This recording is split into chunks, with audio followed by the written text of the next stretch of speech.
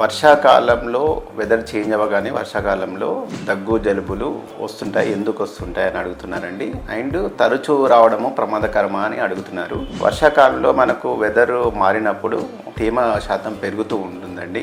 And weather చల్లగా అయ్యేసరికి అంటే వైరస్లు ఈజీగా గ్రో అయిపోయి మనకు దగ్గు జలుబు రావడం అనేది వెరీ సహజం అండి. కానీ ఇదే జలుబు మనకు అలాగే పర్సిస్టెంట్గా ఒక వారం రోజులు పర్సిస్టెంట్గా అట్లా ఉంది అని అనుకుంటే సింపుల్ వెదర్ వల్లనే కాకుండా మనకు అడిషనల్గా ఏమైనా అలర్జీసో కొద్దిగా సివియర్ వైరల్ ఇన్ఫెక్షనో బ్యాక్టీరియల్ ఇన్ఫెక్షన్స్ అయ్యే అవకాశం ఉంటుంది.